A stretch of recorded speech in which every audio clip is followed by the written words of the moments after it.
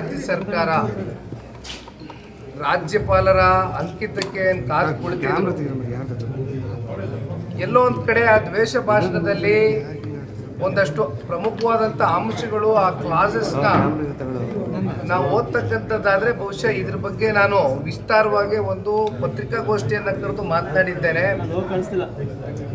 ಇದು ಒಂದು ಕಡೆ ಪತ್ರಿಕಾ ಮಾಧ್ಯಮದ ಸ್ನೇಹಿತರನ್ನ ಕಟ್ಟಾಗ್ತಕ್ಕಂಥದ್ದು, ಮತ್ತೊಂದು ಕಡೆ ಪ್ರಜಾಪ್ರಭುತ್ವದಲ್ಲಿ ಪ್ರತಿಪಕ್ಷಗಳಿಗೆ ಇರ್ತಕ್ಕಂಥ ಒಂದು ಹಕ್ಕನ್ನು ಸದೆ ಬಡಿತಕ್ಕಂಥ ಒಂದು ಪ್ರಯತ್ನಕ್ಕೇನು ಯತ್ನಿಸಿದ್ರು ಆ ಕ್ಲಾಸ್ಗಳಲ್ಲಿ ಇರ್ತಕ್ಕಂಥ ಅಂಶಗಳು ಸಂಪೂರ್ಣವಾಗಿ ನಾನು ಪ್ರೆಸ್ ಮೀಟನ್ನು ಕರೆದು ನನ್ನ ಕೈಗೆ ಸಿಗ್ತಾ ಇದ್ದಂಗೆ ಕಾಪಿ ಎಲ್ಲವೂ ಕೂಡ ನಾನು ಅವತ್ತೇ ಮಾತನಾಡಿದ್ದೇನೆ.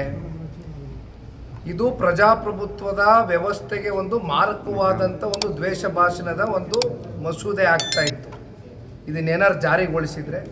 ಹಾಗಾಗಿ ಇವತ್ತು ರಾಜ್ಯಪಾಲರು ಇವೆಲ್ಲ ಅಂಶಗಳನ್ನು ಕೂಡ ಗಮನಿಸಿ ಒಳ್ಳೆಯ ಒಂದು ತೀರ್ಮಾನ ತಗೊಂಡಿದ್ದಾರೆ ಅಂತಕ್ಕಂಥದ್ದು ಈ ಸಂದರ್ಭದಲ್ಲಿ ನಾವೆಲ್ಲರೂ ಕೂಡ ಸ್ವಾಗತ ಕೋರ್ತೀವಿ. ಸರಿ, ಸದನದ ನಂತರ ಎಲ್ಲೋ ಒಂದು ಕಡೆ ರಾಜ್ಯಪಾಲರು ಮತ್ತು ಸರ್ಕಾರದ ನಡುವೆ ಫೈಟ್ ಕೂಡ ನಡೀತಿತ್ತು. ಈ ವರದಿ ವಾಪಸ್ ಕಳಿಸಿರೋದೆಲ್ಲೋ ಒಂದು ಕಡೆ ಬೇರೆ ಚರ್ಚೆ ಕಾರಣ. ನೋಡಿ, ಒಂದು ನಾವು ಅರ್ಥ ಮಾಡ್ಕೊಳ್ಬೇಕಾಗಿರ್ತಕ್ಕಂಥದ್ದು, ಘನತೆ ಹೊತ್ತ ರಾಜ್ಯಪಾಲರ ಘನತೆಯನ್ನು ಎಲ್ಲೂ ಕೂಡ ಅದು ತಗ್ಗಿಸ್ತಕ್ಕಂಥ ಕೆಲಸಕ್ಕೆ ಆ ಪ್ರಯತ್ನಗಳು ಸರ್ಕಾರದ ಕಡೆಯಿಂದ ಆಗ್ಕೂಡ್ದು.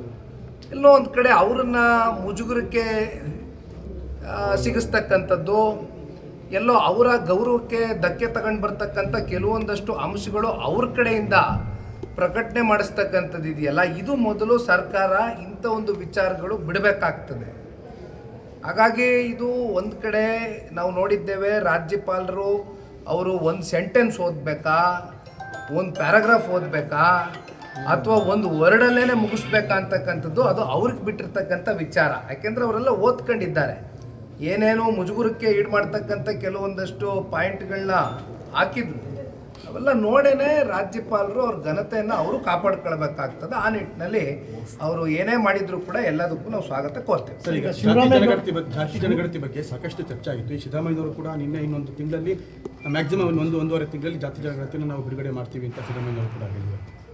ನೋಡಿ, ಜಾತಿ ಜನಗಣತಿ ಸಾಮಾಜಿಕವಾಗಿ, ಆರ್ಥಿಕವಾಗಿ, ಶೈಕ್ಷಣಿಕವಾಗಿ ಹಿಂದುಳಿದಿರ್ತಕ್ಕಂಥ ವಿಚಾರಕ್ಕೆ ಸಂಬಂಧಪಟ್ಟಂತೆ ಇದಾಗಬೇಕು. ಇದು ಅನೇಕ ಸಂದರ್ಭದಲ್ಲಿ ಹೇಳಿದ್ದೇವೆ.